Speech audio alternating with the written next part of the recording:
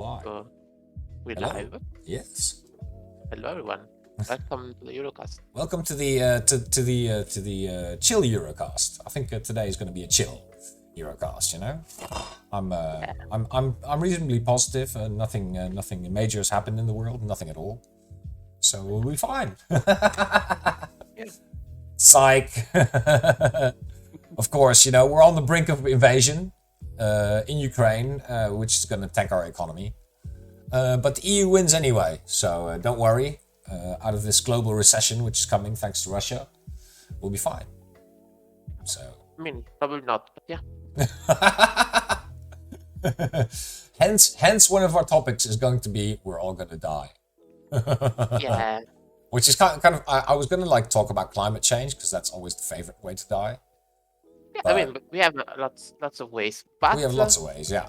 It's kind of funny because one of the topics, the Italy is too stable one, is about dying. Yeah, it is actually. Which I don't know how much you know about that. So. No, you'll have to fill me in, but it's going to be interesting. That's for sure. It's an interesting topic. Yeah. So let's go through the topics first then. First up is of course the FG updates. We'll be talking about that. As always. As always. And after that, we are going to talk about how the EU has won this week, and we've won quite big actually in the court case, which Hungary and Poland started to confound our idea of charging them for not following the rule of law. Yeah. So the EU has won big. Now it's of course to wait what's going to happen next. After that, we'll talk about Ukraine. Ukraine, always a nice topic, guys, you know. Olympics almost over, right? So that means that Putin's going to do what, you know? Nothing. Nothing, you think? We'll see. Nothing. We'll see. Probably a lot. Probably nothing. I also just want to mention, and this is another topic, you know, every week, Dante doesn't like this topic, right? It's Brexit is good. Wait, if you say that way, if you say that way, you say that it sounds like I'm against Brexit, which is not the case. I know you are very pro Brexit, right? You're a Brexiteer. The issue is having to talk about it because no one cares. So that's why I try to. I mean, you know, I want to kind of highlight. No. It's always that way. Either we go really fast or I delay the conversation. So. Yeah, but I want to talk about the positives this time, you know, because Ireland's getting a massive, you know, they're making massive bank out of Brexit. I mean, that's good. As long as it's like, you know, Ireland. You know, Ireland still has to deal with, you know, with having a land border with the Brits. And they're doing quite well out of it, you know. It's, employment is up. And then, of course, after such a lovely topic, I want to talk about how we're all going to die. And how? Well, I was going to talk about climate change, but yeah. This is something you probably don't know. So one of the topics is going to be about Italy being too stable. Yeah, true. Which is interesting. Yeah, it's like you know when hell freezes over or when pigs fly, when Italy is too stable, right? That's kind of the thing. To be honest, it's one of those things where you don't yes, we change governments relatively often, but when you look at the whole structure, it's a really stable structure. It's a conservative country with conservative institutions to not change stuff too much. And you'll see about it when we get around that topic. When we get around to that topic. That'll be interesting. We'll start with that when we're all going to die. And of course, I want to know about Chicho. I always want to know about Chicho. Now, I did not see this video that you sent me. So maybe I should share it with people. What do you think? No. It's only admin. Okay. Sorry. It's too cute. I can't. It is pretty cute, I must say. I can't send that to. Did you? You have to watch it. I'm watching it right now, and I've got it on repeat now because it's just too cute. You guys are missing out. Give that. You know, you can't guys give are missing away out. that properly. No. It's too good. But I want to know about Chicho's week, of course, and then we'll be I'm talking about what's up with the rest of the week, I guess. So War. That's yeah, not coming up this week, the death and destruction. Yes. But yeah, let's get started, Dante. Let's start with the good ones. Yeah. FG updates. FG update. So we've basically registered a new sub. Yesterday was a great meeting. We always have a meeting on Friday, right? At 10 o'clock of all the FGN administrators and the moderators from the Discord.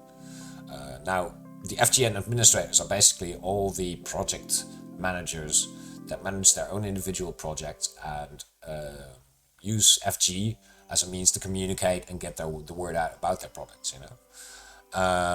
And we decided to, together with Romulus, which is romuluseurope.eu is the website. It's a very good website.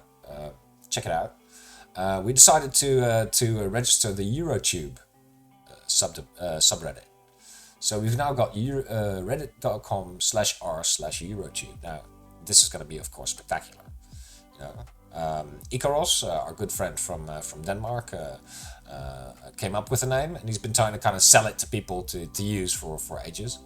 And we thought it was a good time. So you know, that's a good name. We've got a new one. So you know, EuroTube will be a thing.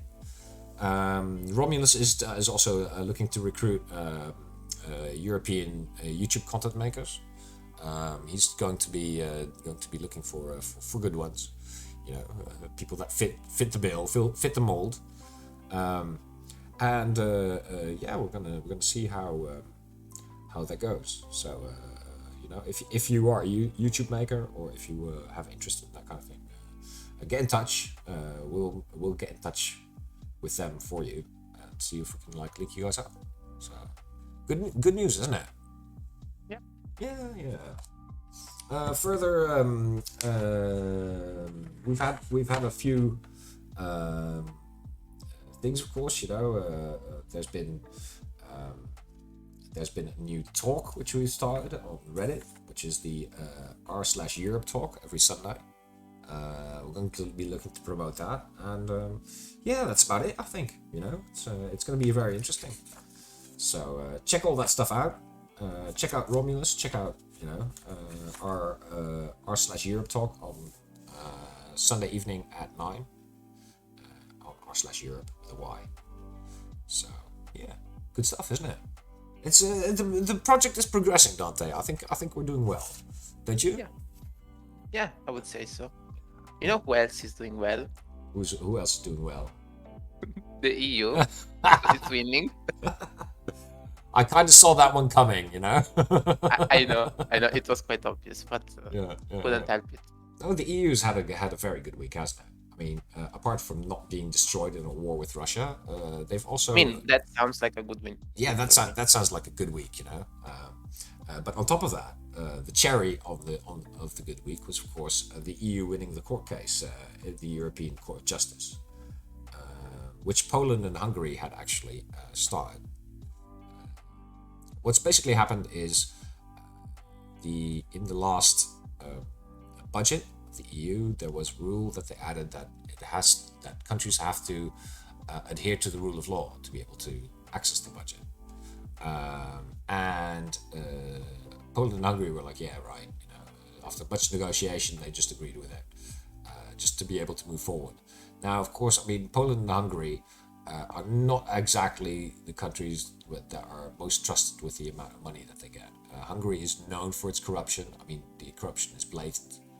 And Poland, well, they get the most money, but it's very untransparent to see where it all goes. So the EU, of course, wants to make sure that one, the money that goes to these guys is kosher, but two, also that, for example, in the case of Poland, that they adhere to the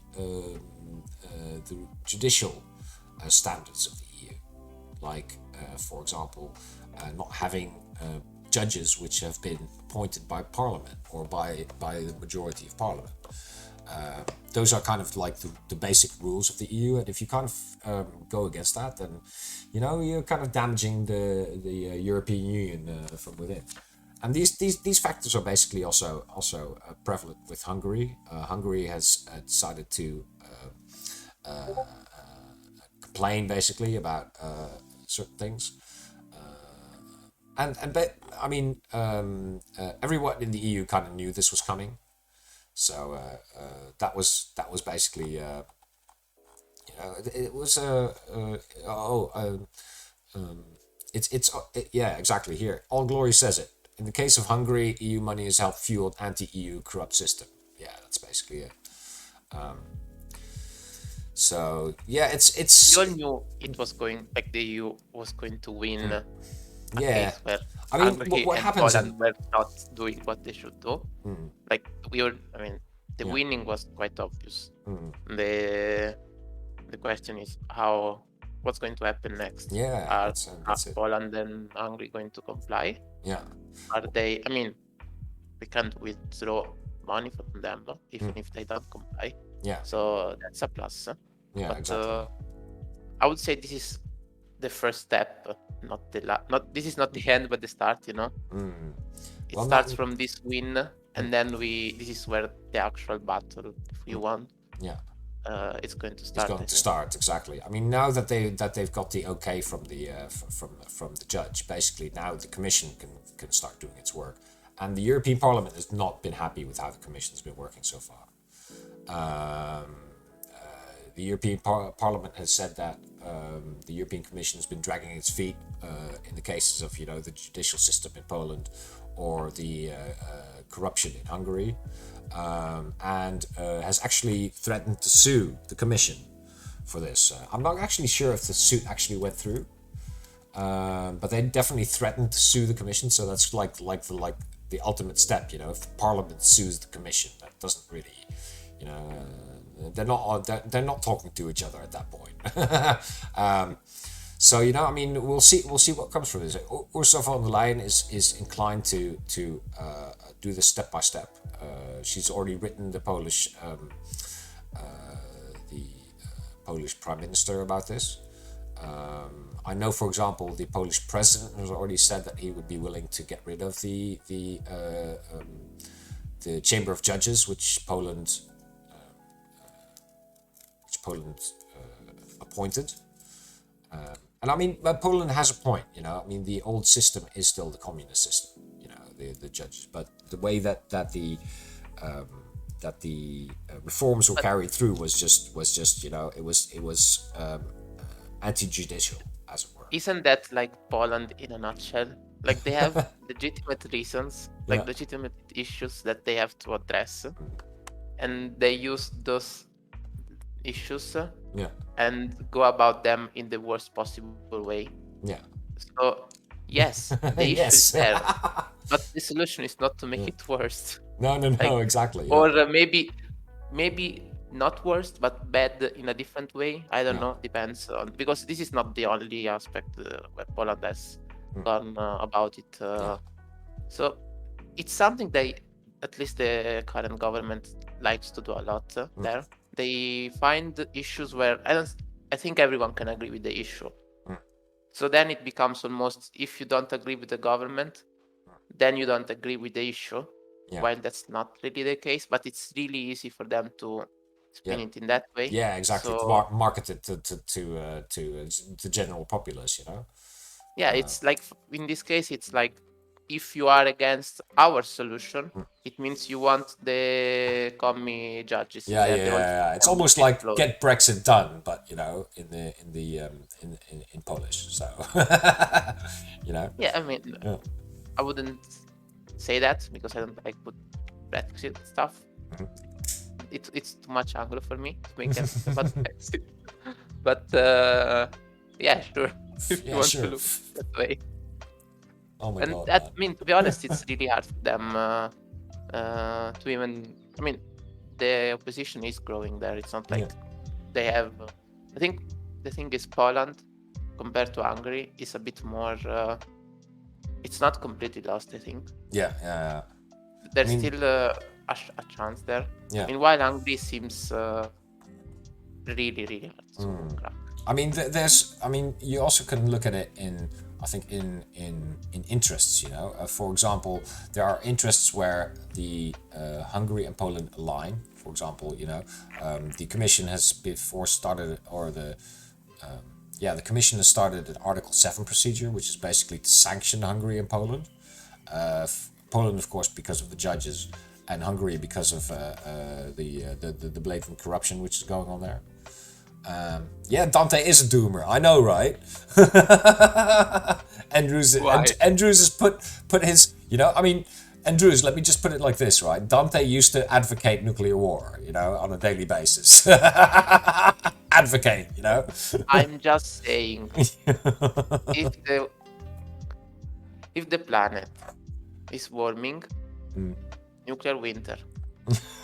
Just saying, it's a possible solution. I mean, rather not above Europe, as it were. That would be bad because Europe is good, right? Europe wins. That's the message, right? But India, Pakistan, maybe, or India, China. But there are some places that I wouldn't mind if they get nuked a bit. Yeah, like man. if There goes any chance of us ever having a political career, by the way.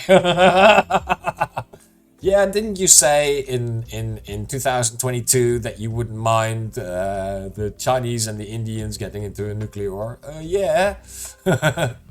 Well, I was going to say that I would not mind if Sweden gets a little, it's not even a full-on, all nukes on Sweden, but at least one nuke in a pizza shop where they sell those abominations they call pizza there. That would be a good. That would be a good thing, yeah. But that's inter-European, that's just inter-European rivalry in the end, right? Because I mean, some could say they are crimes against. Just have a little nuke, yeah, exactly, Paris.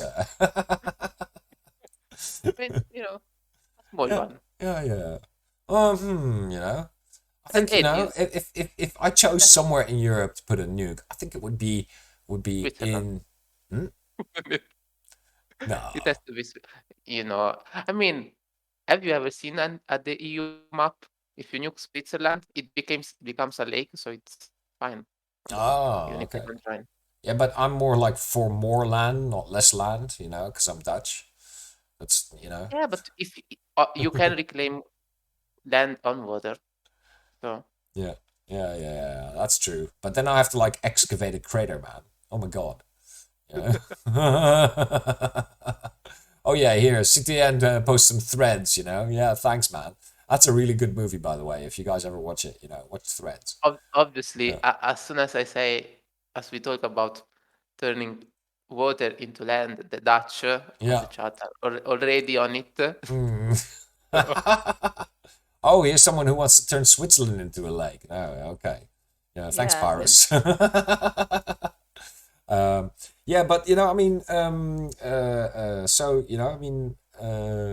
EU wins. That's the case. But another place that could maybe use a nuke or two, in their arsenal, Ukraine. I think. I don't know. Yeah, this week I've been kind of following how the Ukrainian situation has been going, and it's not good at the moment. Let's be honest, right? If I just quickly look at the stuff going on right now, the situation is really bad. I don't think personally it would be better if Ukraine had nukes. War in Europe is bad enough. Nuclear war would be a bit worse. Yeah. At least for me. So, although I do understand the idea that, if they had nukes, Russia would not maybe attack. But on the other hand, would they, even if they did have nukes, I don't think they would use them because there are what's happening in the Donbas region, for example. I don't think, okay, we could use nukes. I don't think they would. So no, but it would be a deterrent for Russia, and I think that's the important thing to remember. Well, there was the I can't remember. Was it not the Minsk agreement? No, there wasn't another agreement. The chat will know this. What's that agreement that Russia, the United States, and Ukraine signed, and the UK signed to? The Budapest Memorandum. That's the one, where Ukraine gave up its nuclear weapons after the Cold War, and Russia guaranteed its sovereignty. Look how that turned out. Yeah. The Budapest Memorandum. That's it. It sounds like a thriller. Like, that's what you call a thriller, the Budapest Memorandum. But it's a real thing, or it used to be anyway. But this week's been bad. As of now, this podcast, we've had shelling in the breakaway regions. Most people say that these are false flag attacks being set up by the Russians. The Russians have accused the Ukrainians of genocide. Which of course is, guys, we've got massive amounts of airplanes flying over that area, taking pictures. If there were mass graves, we would have found them with satellites already. The situation is very unstable, and it looks like, President Biden said that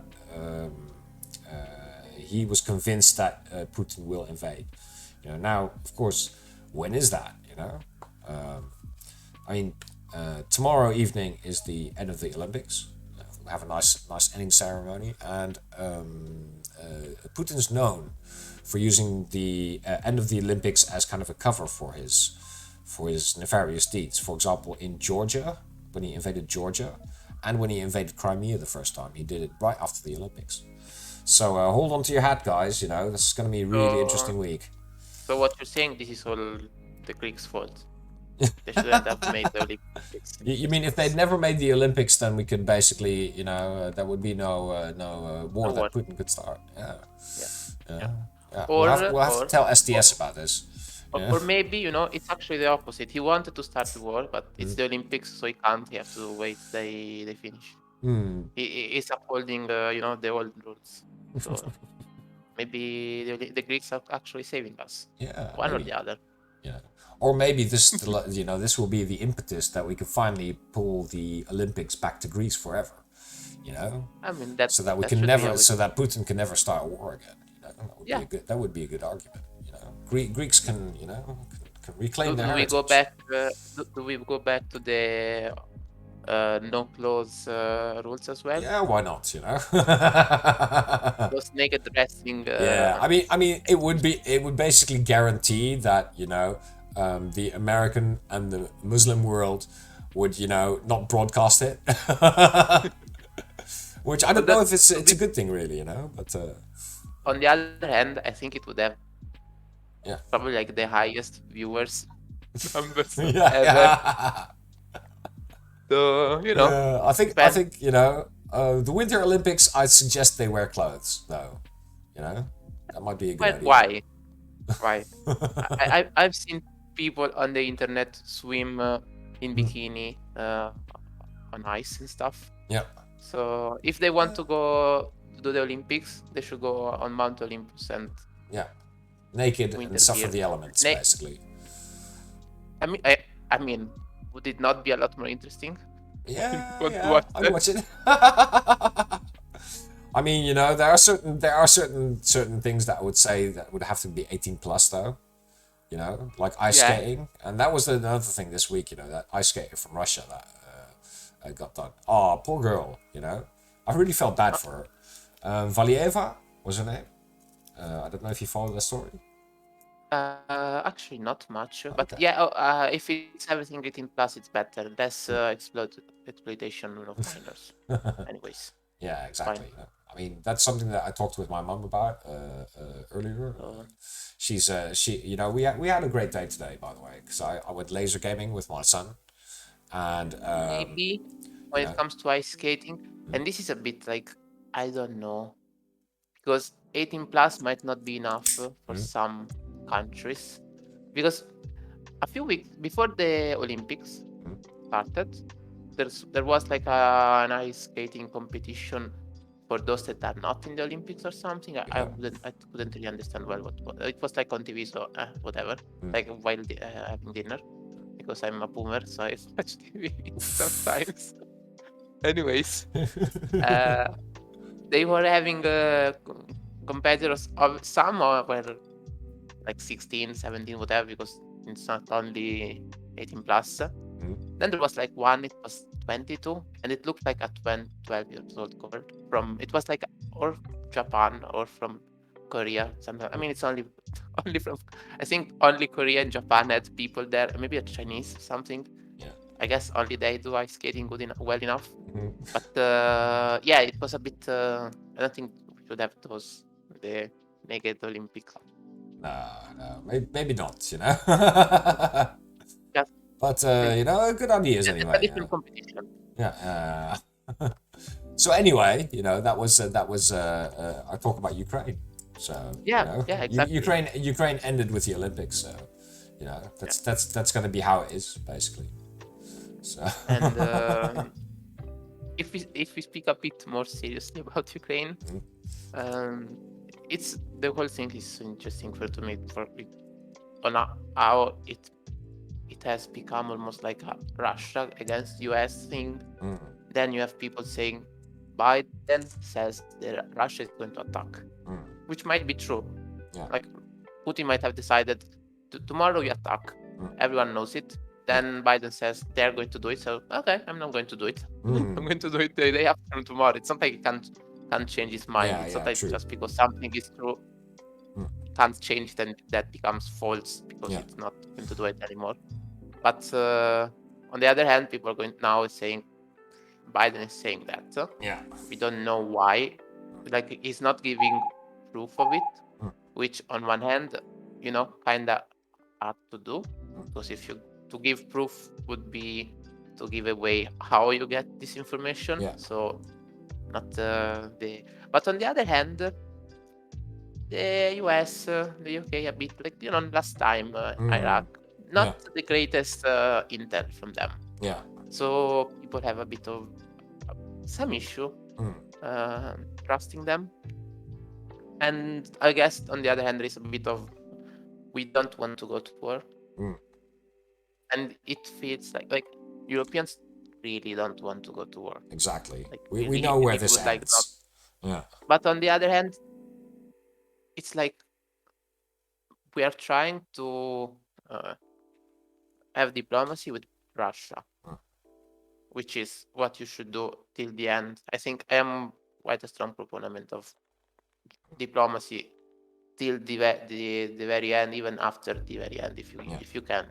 Like, I would rather peace, but I don't know how much. I mean, at which price though? I mean, you know, I can understand, you know, I mean, the reticence to trust the Biden administration, but you know, I mean, I've been watching the feeds over the past few days, you know, on Twitter, and you know, it really looks like the Russians are getting ready to invade. You know, I mean, this is from independent, you know, people with you know, access to independent satellite pictures, and you know, they figure this stuff out. You know, the OSINT. I mean, it's not like they are getting ready. They are literally ready right now, as far as I understand. They are. Everything is there. If they want to invade, they can do it. Yeah, but for example, I mean, they've been building a pontoon bridge. They've been building a pontoon bridge near Chernobyl to get across the Dnieper River there. I think it's Dnieper. Anyway, so you know, those things are, you know, are very. But yeah, I mean, it's like we were talking a bit about this last week as well. But you know, Putin is the bully. It's not like you can't really have like. But on the other hand, like, I understand that diplomacy is a lot easier if you have two sides which both want peace.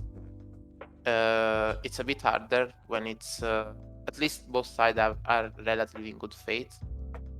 While I don't think this is the case.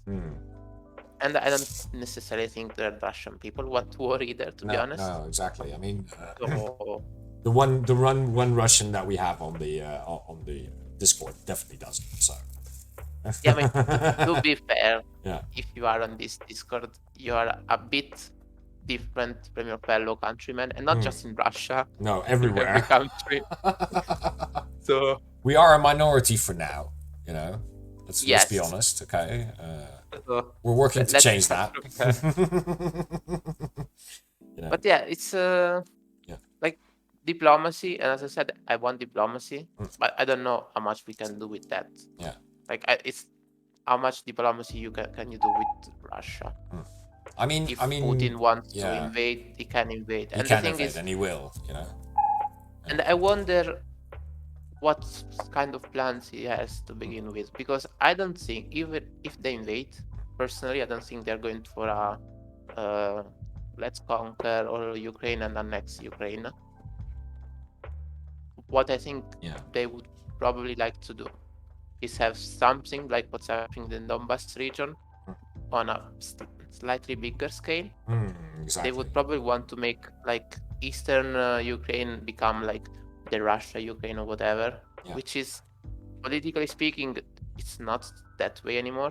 Ukraine used to be split East and West. Now, the last few years, after what happened with Crimea and what Putin did, he managed to create the Ukrainian people. So the East is quite aligned with the West now.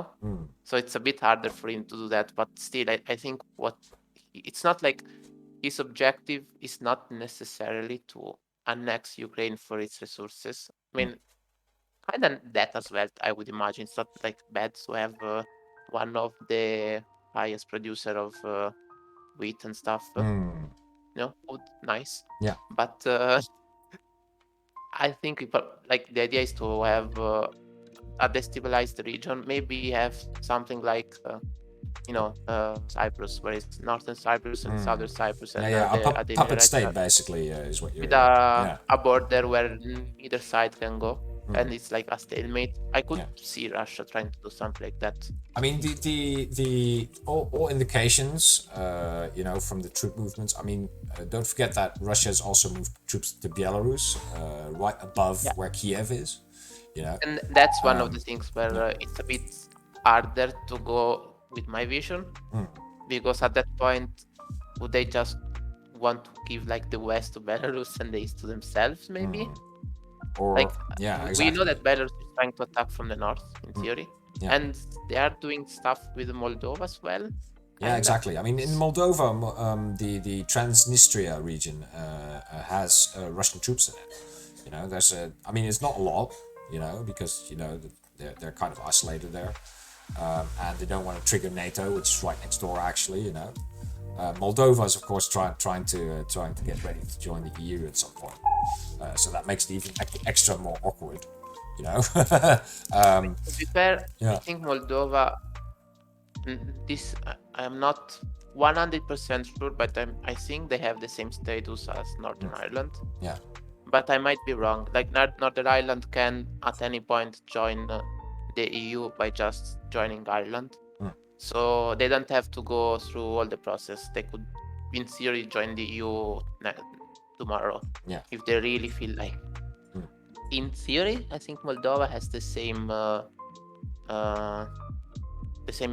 thing in place if they want to join Romania, but I'm not completely sure. So we would need to check that. Yeah, exactly. But in theory, they could just check, like just join Romania, because in theory they're like the same, the same thing. It's like Austria and Germany, same thing. So if they want to join together, in theory, that would make it joining the EU a lot easier. Yeah, I mean, like Al says, that's the problem. It has Russian troops in it. Russian troops are always a problem, Yeah, so it's the thinking is that's literally the whole point of sending Russian troops.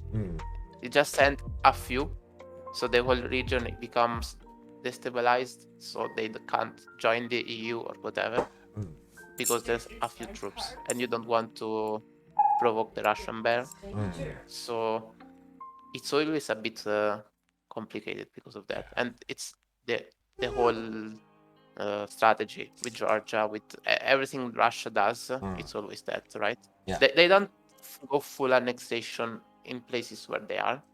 They just do enough shit to make it so the country can't join the EU easily, at least. And becomes kind of like an unstable buffer region between it and NATO. Yeah, I mean, which is what they Belarus is in their pocket, so they don't have to worry about that. But you know, Yes. if Ukraine were to join NATO or the EU, that would But hurt. I think with Belarus, after the protests like last time, it's pretty much a puppet state for Russia. Yeah, because exactly. Lukashenko there lost the support of everything. I think the police as well was against him at some point. Yeah. So, and Russian troops came in to regain order. They're squatting there So- nicely now, by the way. Tens of thousands of Russian troops are just chilling in the neighboring country. You know, nothing strange about that at all, guys. You know. Yeah. So let's. You know, the Belarusians are also, you know, the local people are also totally not worried about this. You know? Not at all. But yeah, I don't know what's the thing with Ukraine. You would expect, personally, it would not be weird to see Russia trying to get to attack the east and go in just the border regions and have those more destabilized. Yeah. But if they go on full-on war, as in trying to conquer everything from the north, from the south, from the east, and whatever, I don't know what, because that seems like a costly war. I'm not sure what's the gain there. Yeah. And do they actually have enough troops for an occupation like that? Is the question. You know, I think I don't think so. Especially with a place where it's really like, especially when it comes to Ukraine, they really don't want to be under Russian rule. Yeah. So it would become Afghanistan 2.0. Yeah, exactly. You know, when the trees suddenly start speaking Ukrainian, the Russians will be like, oh shit, you know. Can you imagine if we send there a few Finnish green men? Yeah, but that's the problem, really. I mean, the idea of for example, Poland is. I mean, this is also this kind of circles back to the EU wins topic, because Poland is very, very closely aligned to Ukraine, and there's a lot of Ukrainians working in Poland, and you know the cultural ties are super strong between the two. They will not just sit by, you know, while an insurgency happens in Ukraine. You know, but I mean, it's not just that. You know, Russia likes to see Ukraine as a buffer state. Yeah. Poland likes to see Ukraine as a buffer. Yeah. They don't really want to border Russia either, I think. Yeah. I mean, they have kind of some PTSD from that. Last time didn't go great. Yeah. So they would rather not. It was very funny, by the way. I think it was the week before last. There was a report that there was a kerfuffle in a bar in Berlin between 2 Polish diplomats and 6 Russian diplomats, and the Russians, basically the 6 Russian diplomats, left in ambulances. So you know, don't fuck with Poland, guys. You know, that's the idea.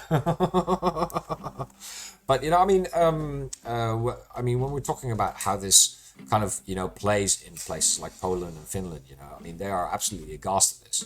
And for example, Poland's been very vocal about its support for Ukraine.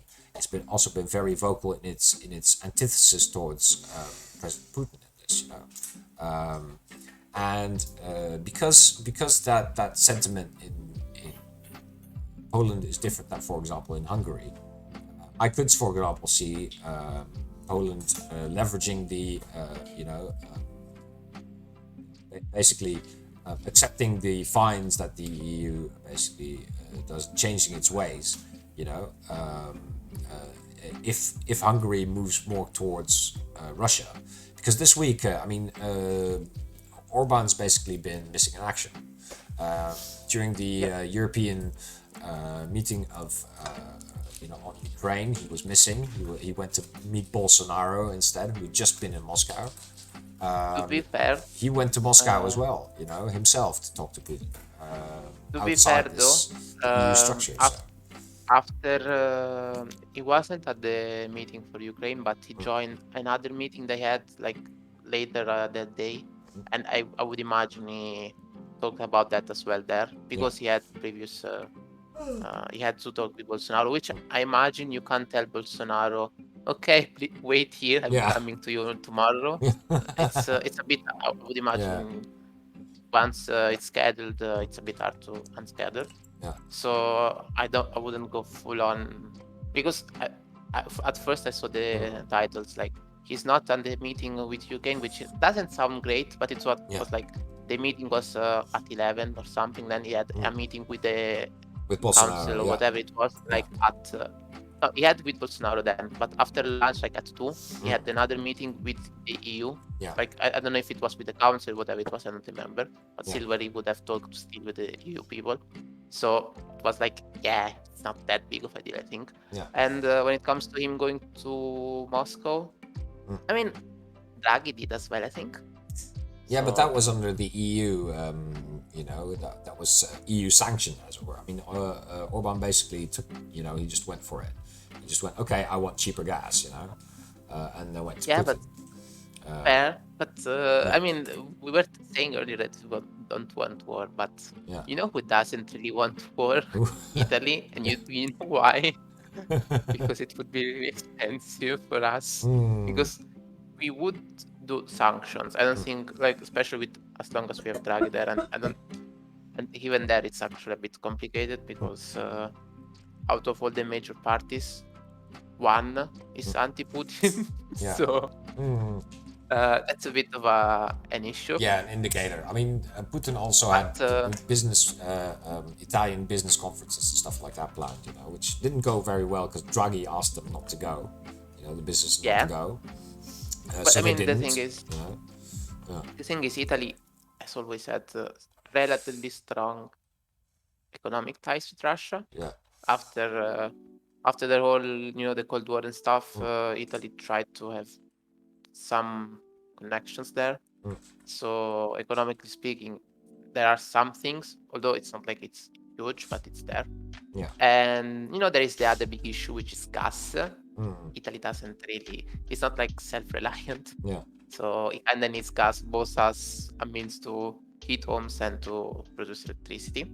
Right now, the government had already put in place, I don't remember, like 5-8 billions for to help families when it comes to bills about electricity and gas. So in theory, the bills we are getting now from January and February and so on, they're already like 150% more than they are supposed to be. But that's because the government is footing the bill as well. Otherwise, it would be a lot more. And even there, for some industries, I mean, it's more of an issue for industries, but not just for them. When it comes to families, obviously, the issue is that if the electricity bills are that high, the purchasing power becomes smaller. It's kind of pretty much inflation at that point, so people don't buy as much, or don't have the money to buy stuff. It kind of hinders the economy. And when it comes to industries, kind of like in some of them, making the stuff they do, it's literally more expensive than it's worth it, because the prices which they sell at is lower than what they pay to produce. So that's not great. So yeah, I mean, I like how my fellow Italians in the chat are there. Thankfully, we have the tap. Yeah. Thankfully, because like we have Groningen gas, Groningen gas. Yeah, the thing is, Italy has always been a country where every time it has always been no to everything. So a pipeline with the southern Mediterranean, no. A pipeline there, no. Drilling here, no. Nuclear, no. That, no. It's literally any kind of strategy is always no. Therefore, we don't have anything. And yeah, if it would be a bit of an issue. Italy is, as far as I know, the government has decided to buy more reserves when it comes to gas. Increase the reserves a lot to weather a bit the storm, because obviously it's not like it's going to run. I think every country is doing that right now, and this is why I'm a strong proponent of France building more nuclear plants. Yeah. We can buy from there. Yeah, the problem is, I mean, that'll take a while.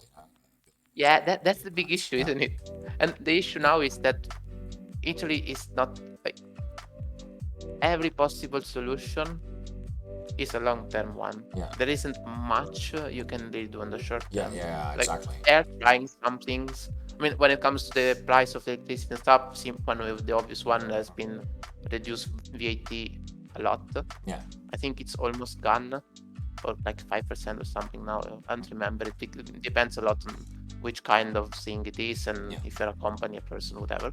But the government is trying to do a lot there, and they put in place an additional 10 billions like just a few days ago. Yeah.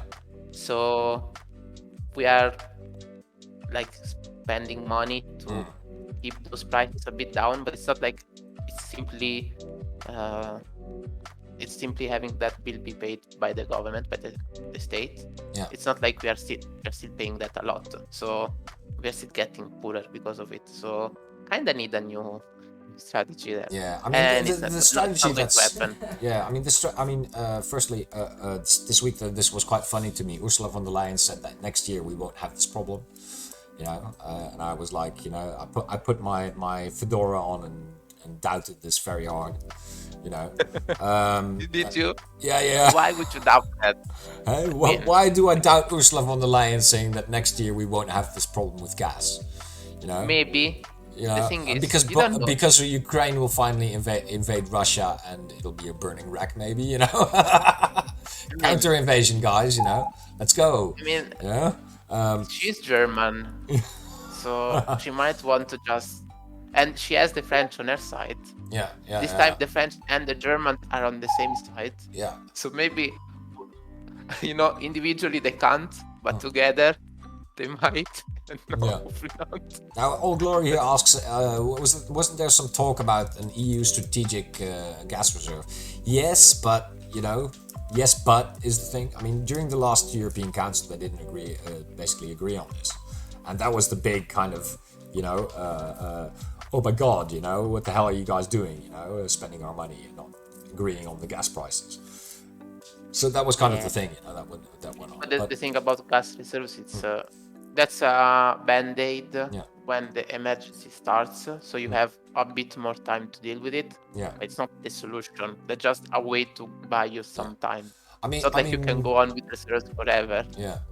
And I mean, the thing is, you know, the new Green Deal, which is headed by Frans Timmermans, is making progress, but it's still a slow thing. I mean, they're planned for 2030. You know, that's 8 more years away. For us to be, you know, even partially done with it, you know, 2050 is when we have to all be carbon neutral. That's the plan. The thing is, even to be carbon neutral, it doesn't mean that you wouldn't still use some. No, but you'd be able to reclaim that, because it would be such amounts that it would be manageable. When it comes to gas, it doesn't produce too much compared to oil and, you know, everything else. Yeah, but I mean, this kind of slides us into the next topic, which is we're all gonna die, you know. Yeah. I like how we just are brushing off the Brexit topic. Yeah, no, we'll come back to that. We'll come back to that. Don't you worry, because I mean, Brexit is also part of war, which is great. Yeah. I mean, wait, not we, right? But you know, all the British people, you know, they also need a way to die. You know, we're gonna just die of climate change, guys. Yeah, everyone is going to die. That's for sure. But I just want to point out to people calling me a doomer that this topic title has been decided just by my co-host. I didn't decide this topic title, therefore I'm not the only doomer. Yeah, that's true. But yeah, if you're talking about climate change, the small issue there is that both me and you we suck at it because we are really boomers about it. Yeah. Not great, is it? Yeah. I mean, there is some progress, and this is kind of why I wanted to kind of highlight this topic. You know, the thing is, some people, notably Pyrrhus, has accused us more often of being very kind of gloomy, and you know, if you listen to us, you know, you go to bed and then you'll cry your heart out because you know it's It's but bad. didn't we It's bad in the world. didn't we once have him on the Eurocast and he started to become a doomer as well? Yeah. But that's just because we influence people that well, But this week we did have some good news anyway. We had. Just look it up here. We have used less fossil fuels in 2022 than any year before, which is good news.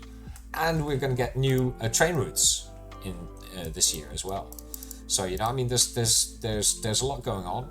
Wait, who is we? Everyone. We as humanity, or we as the Europeans? No. The rest of the world isn't. It's not on our level. There is that small issue where us Europeans, we like to engage in what I could like to, maybe we should call it climate imperialism. Yeah, which true. is how do you make it less climate impacting if you need to produce stuff? Well, just produce somewhere else. Yeah. So, well, that's the thing, this week as well, there was the EU meeting. The European Union and the African Union actually met. And of course, we were, when we're talking about climate imperialism, this is where we excel at, But there's been some good progress there, I must say. I mean, it's going to be, the EU is going to pump, I think it's 150 billion into Africa, to make sure that they increase their transition to a clean energy source rather than coal, which is the dominant power generation type in Africa. But that's Africa. Yeah, it's 150 billion. Yeah, nice. The global gateway, the Africa-Europe plan, and it was quite interesting actually. I watched they had like a dinner afterwards, and that was quite interesting to watch. To watch these two, continents basically interact with each other. In a very kind of course, diplomatic way. But it'll be interesting what comes from that as well, I think. It's always nice when it comes to the African Union. Although, we all know that there's a lot that needs to still, they're nowhere near as united as the EU is, and the EU is not really united. Yeah. So, but even the EU, with its own, we have Hungary, we have Poland, we have some issues here and there. The African Union has literally states which are not states anymore. It has dictatorships. It has ISIS and stuff, kinda they have Boko Haram. They have whatever is happening in Mali. So it's a bit, and the whole continent is a bit bigger. A few more cultures in there.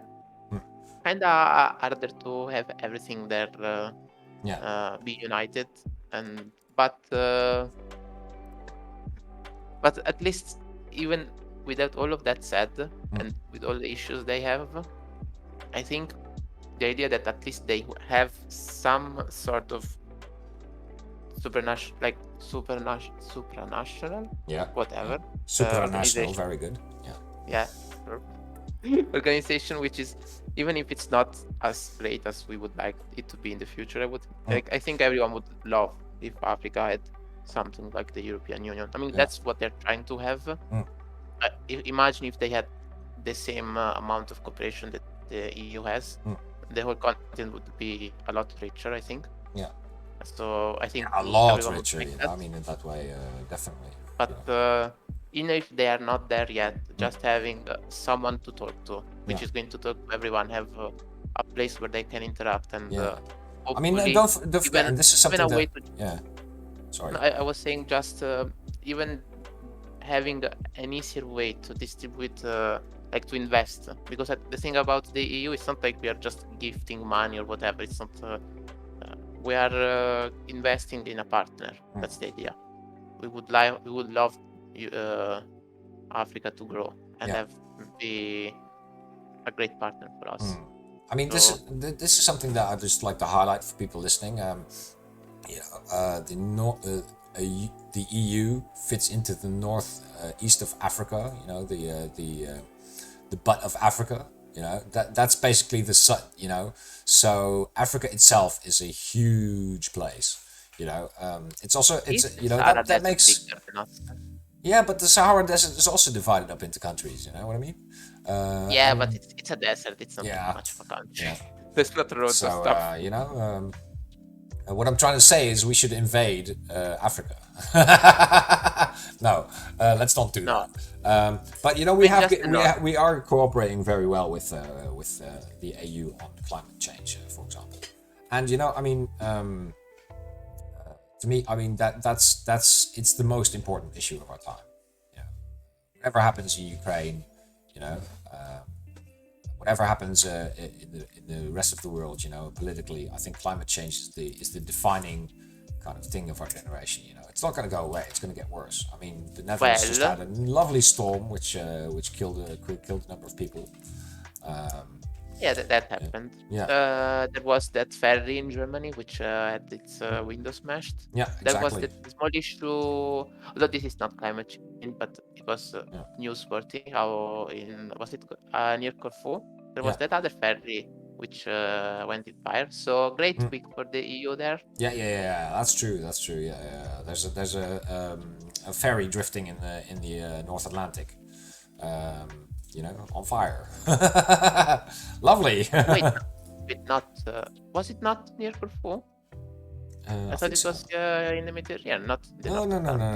It was in the Atlantic. It was near. It was near Portugal.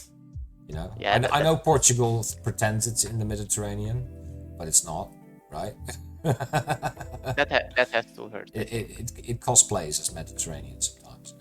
But to be fair, they have places closer, I think. Some islands, don't they still have something? Maybe. Yeah. I don't know. Don't remember actually. Let's just be clear to everyone here. We are experts on nothing here, right? Yeah. And everything is too complicated for us to discuss. So you know, it's how we work. So. Which is why we do this. It's to make you people feel more smart. Yeah, exactly. You know? And you guys can listen to our inane ramblings. It's wonderful. Yeah, since when has incompetence ever stopped us? Exactly. We are tired of experts. Yeah. That's why we're doing this. And Siegmund, I see here, really likes colonialism. It's, you know, it's lovely. You know, as a Dutch person, you know, it's that's very close to my heart. Yeah, it's. But but you also had something to talk about Italy, didn't you? Yeah, because we're all gonna die, but not everyone is going to choose how. So this is the way I segue. Yeah.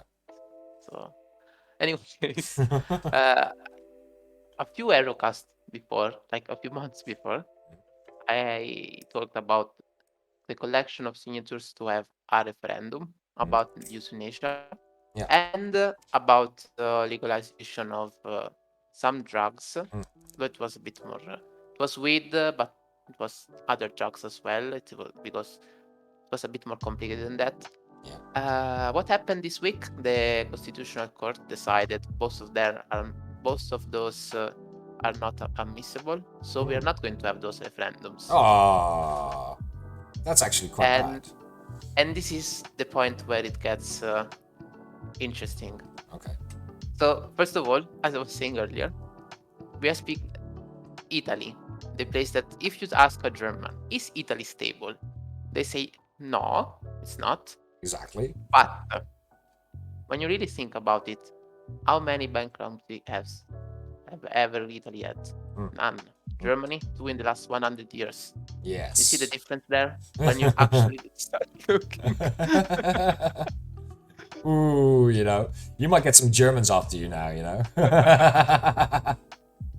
But jokes aside, sure, it's relatively easy to get new governments in place.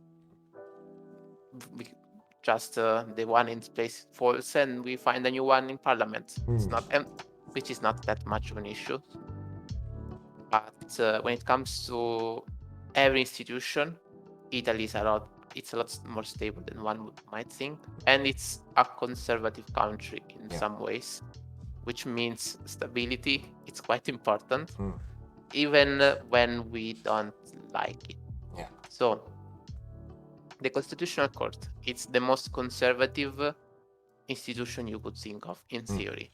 Their job is to conserve the Constitution.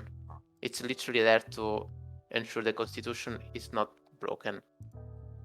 Now, with that said, the way they have been doing their work has been increasing. Like it's not just objectively what the Constitution says, but it's a bit more broad. So there is that to consider. There is the fact that Pope said it's bad if you kill people. So obviously, I would So really people like do to still think- listen to him, you know? I would hope they didn't, but on the other hand, the do. president of the council there was prime minister back in the Democrazia Cristiana days, which was back in days where there was just one centrist party which had everyone in it. And the whole idea is we are democratic, we are Christians, and we have center. We are not communists, we're not fascist, with the center. And it was like a conservative Italian thing that we had, and that's the president of the council, of the Constitutional Council. So, but it's not like he's the only one to decide. We don't fully know all the reasons yet because there is a bit of time between them saying the result and then actually having to publicize all the documents where they go deep into why. But we had some news about that, about there was an interview, so we know something. So here's the issue. When I was talking about Italy being too stable, the only way to change a law, at least if Italians want to do something directly by referendum, is only abrogative laws, abrogative referendums. Otherwise, people would basically, like you said before, they would vote away taxes. You know, the thing is, it's abrogative referendums with some limits, especially when it comes to international laws. You can't have a referendum on a law which is about international matters. Well, it's not even just international matters. When it's an international law made into national law, you can't have a referendum about that. So it's even more complicated. There are some things where you can't, and even the things where you can. For example, we want to do euthanasia legal. The thing is, there isn't a law against euthanasia by itself. If you really think about it, it's not.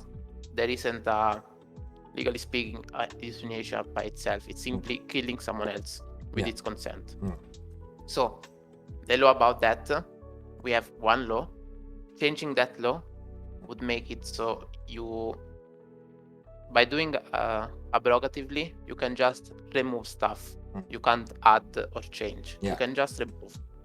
Therefore, there, to make it so that you have euthanasia, what you remove would, in the eyes of the Constitutional Council, make the law too broad and therefore allow things which would be against the spirit, I guess, or put the blanks in the legal text. Like there would be a blank area where we don't know what's supposed to happen there.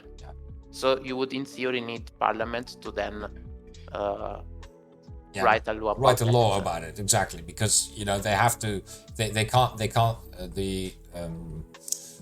The referendum isn't enough to change the law sufficiently so that it still makes sense. Basically, the thing is, that's how I should see it. If because you don't change laws in the sense that you can edit, you can just remove parts. So you can't say, let's say, remove this and add only for that. Like, and this applies even more for example, it comes to cannabis. They couldn't say remove only for cannabis. It's either remove or not remove. So you can't really have much choice there.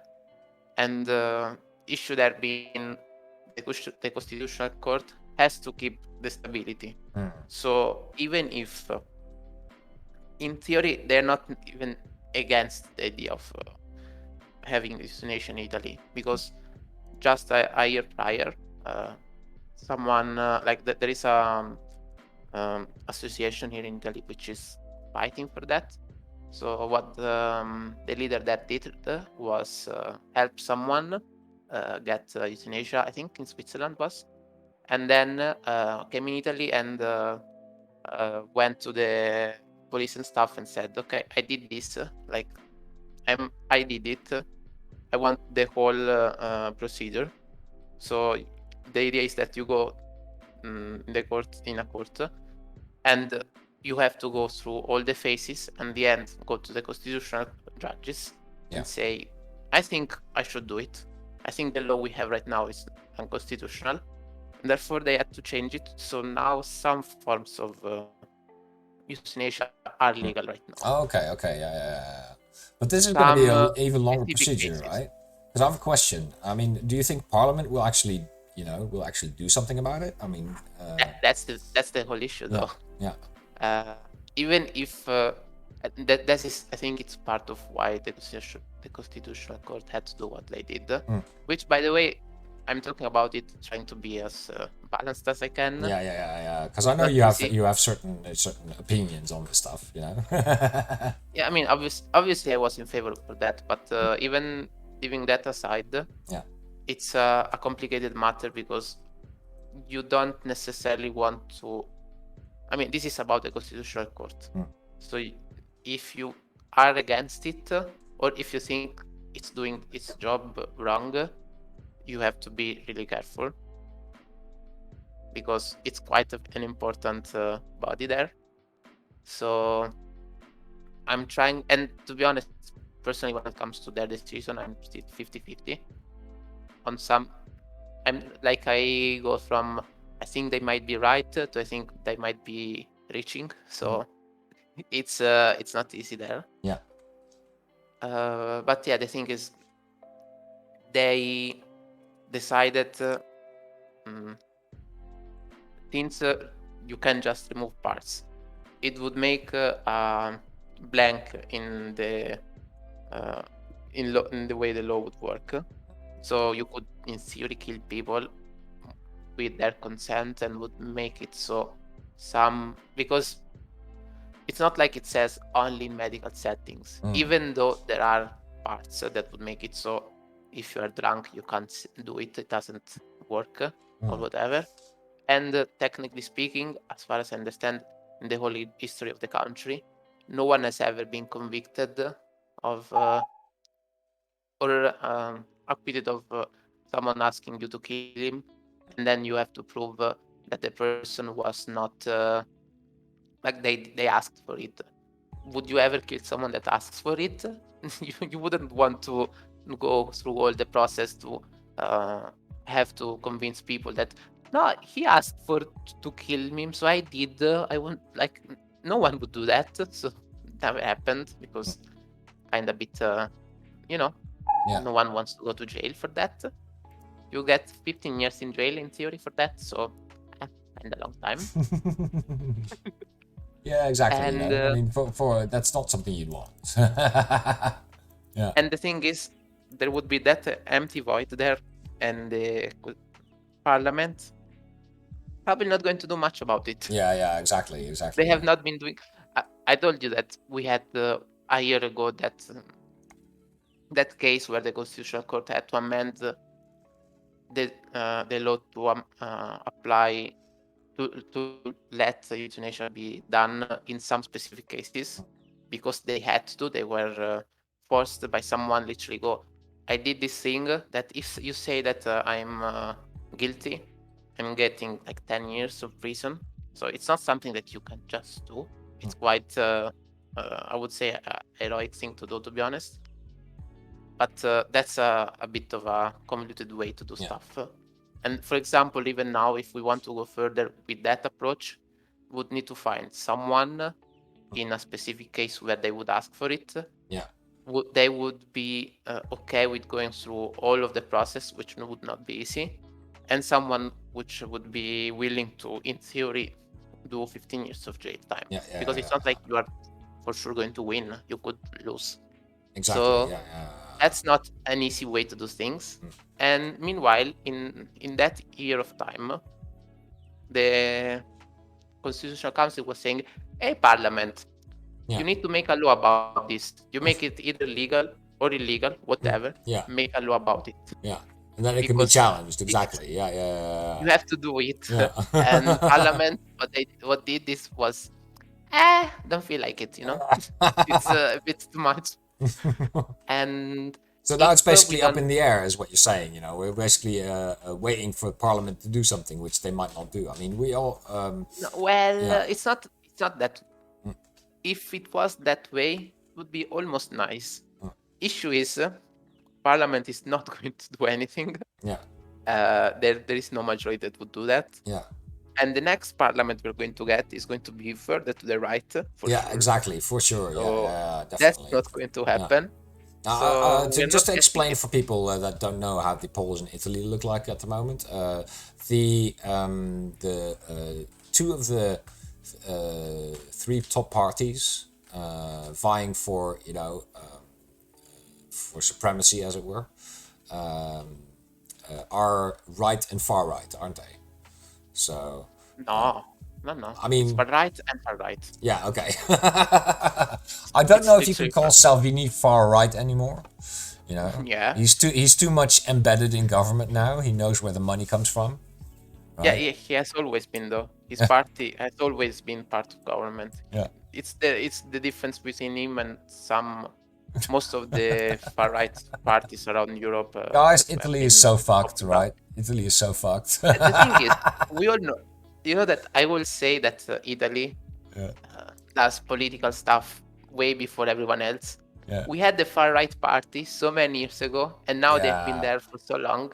They have been in government, like in the regions, for so long. They know how to do it. It's not like those new far right parties you have around Europe, where they have never actually done anything in government. They're more movements than parties, We have actual parties that are all organized and stuff, so it's even worse. It's even harder to deal with them.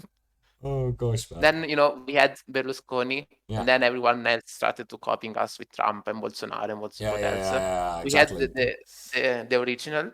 We do everything way before you. I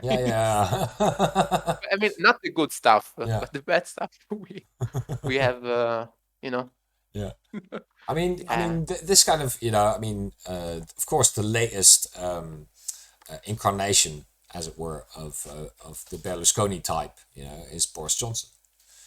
So let's just see how he's doing as well. I think Boris is having a little bit of a revival at the moment. He's actually managed to stay in power, right? Despite partying the night through during his during the time that the Queen was mourning Prince Philip, and it's partying though.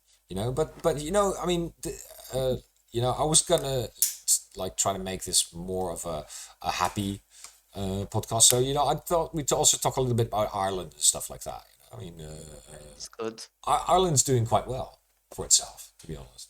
I mean, it's good when they are not at tax 7. Yeah, exactly. But they don't really need to be anymore. Northern Ireland's actually really having fun. Does the Netherlands need to be a tax 7? No. Will they ever stop being one? No. Maybe. Yeah. I mean, we're doing something at least, but it's not. Maybe not enough. You like money. But you can say the same thing about Ireland. But this week basically was an article in Politico that there was an all-Ireland trade boom in the post-Brexit economy. Britain's exports are the only loser, as the trade protocol makes it easier for Dublin and Belfast to buy goods from each other, not London. So there's actually, I mean, this is really interesting. What it looks like to me, and I mean, we have a number of users from Ireland, of course. They're most welcome, and and I've spoken to them a lot, and what everyone basically wants is reunification. But the technical details of something like reunification are always hard to solve. And I think with Well, wait. yeah To be fair, we have people from the Republic of Ireland, yeah which they've always been for the reunification. yeah The issue is what the people in Northern Ireland think. We don't exactly have many of those, Mm. and there it's a bit more split. yeah yeah it is So split, but it's starting. The impetus is more towards integration with Ireland than London. yes, Trade is leading in that. I mean, you can basically follow the trade, follow the money, and then you will see, people will yeah, as but the well. issue is, Mm. as you very well might know, especially after COVID, you just need a 20% of nuts Mm. or 10% Yeah, to cause big issues. true. So Mm. if you went unification and then those 10-20% started doing terrorism stuff, Yeah. not the greatest. We already have Ukraine going on. Please don't add Mm. Irish terrorism to Yeah, it. yeah, yeah, yeah. I mean, Uh, it looks to me more kind of subtle, is what I was trying to say. What it looks like to me is that because Northern Ireland is actually benefiting. It's the only part in the UK where the supermarkets are fully stocked at the moment. Because doesn't have the transport problems that the UK has, and it doesn't have the export deficit which the UK has, because and there's lively trade going on between Northern Ireland and the Republic of Ireland. And that kind of makes it like it's going to be like a special, this is the new them. They will not want to change this arrangement too much. I mean, there will always be people that do want to change the arrangement, but they will be in the minority, because yeah, but this the you Northern Ireland you forget Irish know where something their really money is important. coming from, right? Yeah, but you forget something really important. Mhm. Northern Ireland doesn't decide shit, kinda. Don't really That's have much true, control. right? Yeah. They have been along for the ride when it comes to Brexit. Mm, Their opinion didn't really matter much for yeah. London. I don't think will ever matter. Mm, So it's like they like what they have, I guess. yeah. Doesn't mean that if London wants something different, it's going to care much. Exactly. But that would be into the detriment of London, probably, because then their arrangement would be closer to Ireland, as it were, economically. Yes, but Um, when was the last time London did something that wasn't to the detriment of London? Uh, let's see, the 1980s, maybe, somewhere, you know, so you know, Just after Blair was elected, maybe, yeah, something like that. Yeah, but point taken, point taken. But I think it's really interesting to see how this is going to develop. I mean, Northern Ireland is a volatile region within / without the EU. Outside of the EU. yeah. This is I mean this is going to be it'll be interesting to see with the next polls which side is basically gaining benefit from this. Would people want more integration? Now, what I've also seen, by the way, is that Isn't it just a matter of this Norse getting older and older and then dying, and therefore younger people yeah. being the only ones alive, and that's how you get more people for unification? Yeah, that's true. As far as I That's understand, that's so what it's you're the only way. advocating is get rid of all boomers, basically. Which, In Northern yeah, it's Ireland, by good. the way, not in the Netherlands. Let's be I mean, honest. we did COVID for that, right? Yeah. It was to Hey, I survived, and you also survived because you're a boomer, right? So, yeah. yeah. But I have a chicho. That's Ah, yeah, that does that's how keep I you speak. young. How's Chicho doing, by the way? Since It's we're on the great. topic. Chicho gets brushed every day now. Not really. I would like to do it more often, but I'm really busy these days. I do try to get him brushed though, Yeah. because it's really important. If you don't do that, your house gets full of Chicho. Yeah, that's true. So I brush it, so it doesn't happen as much. But yeah. Yeah, oh, that's You received a Chicho Yes, I video. did. It was a very cute Chicho film. You know, I might just have to share it with everyone. You know, Well, at the end of you the can share what happened in that video. yeah. But, Oh yeah. Okay. All right. So what you imagine, if you will, a room with a double monitor, right, and a mouse moving from left to right over the screen, and a lovely Chicho sitting in front of it, cocking its head to the left and to the right to follow the mouse movement across the two screens. And it's so cute. So cute. I'm going to send it to my wife. She's going to absolutely love it.